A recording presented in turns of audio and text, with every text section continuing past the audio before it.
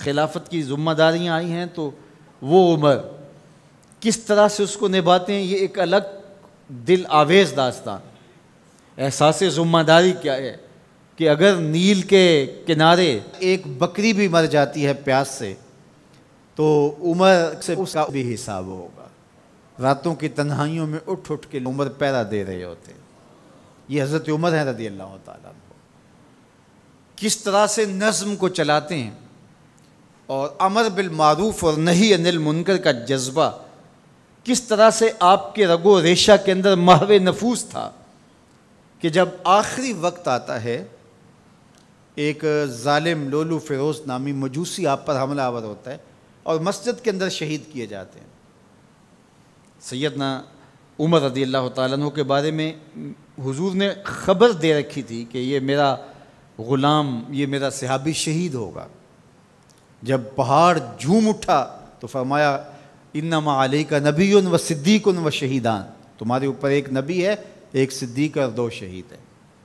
حضرت حذیفہ بن یمان رضی اللہ تعالیٰ عنہ فرماتے ہیں کہ مجھے شوق تھا کہ حضور سے فتنوں کے بارے میں سوال کروں اور میں پوچھتا تھا، تو حضرت عمر رضی اللہ تعالیٰ عنہ نے حضرت حذیفہ بن یمان سے کہا کہ حضور نے جن فتنوں کا ذکر کیا ہے تو مجھے ان کے بارے میں بتاؤ۔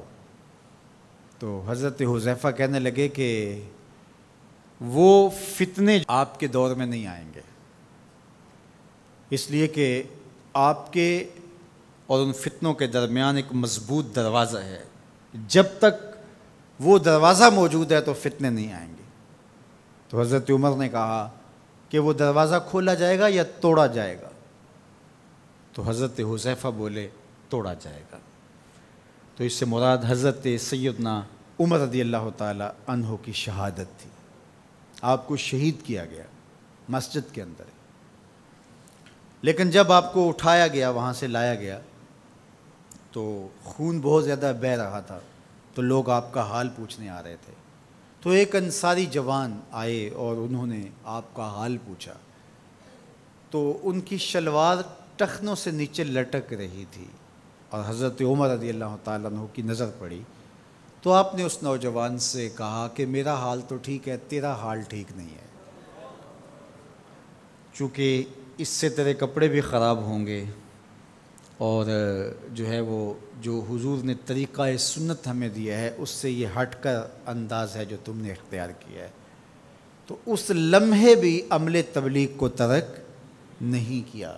تو حضرت صدیق اکبر اور حضرت عمر کا مقدر کہ ان کی تربتیں جنت کے ٹکڑے میں ہیں، فرمایا میری قبر اور میرے منبر کے درمیان جو جگہ ہے یہ جنت کا باغ ہے۔ تو عمر جنت میں تشریف فرما ہیں، ابو بکر جنت میں تشریف فرما ہیں، اور جہاں حضور ہیں وہ جگہ جنت نہیں ہے؟ اللہ اکبر، وہ باغ جنت ہے۔ حضور ایک دن مسجد سے باہر تشریف لا رہے تھے، دائیں ہاتھ میں حضرت ابو بکر کا ہاتھ پکڑا تھا اور بائیں ہاتھ میں حضرت عمر کا ہاتھ پکڑا تھا، اور مسجد سے باہر آ رہے تھے۔ کوئی شخص مسجد میں داخل ہوا تو اس نے دیکھا تو اس کے چہرے پہ خوشی آئی، تو حضور نے مزید اس کی خوشی کو بڑھانے کے لیے فرمایا ہا قاذا نبعث یوم القیامہ، قیامت کے دن جب ہم قبروں سے اٹھیں گے تو ایسے ہی اٹھیں گے، میرے دائیں ہاتھ میں ابو بکر کا ہاتھ ہوگا، بائیں ہاتھ میں عمر کا ہاتھ ہوگا۔ جے شک ہووی تے چل مدینے، جے شک ہووی تے چل مدینے، آ ویخ لے جوڑ مزاراں دا، بن یار نبی دیاں یاراں دا۔ وآخر دعوانا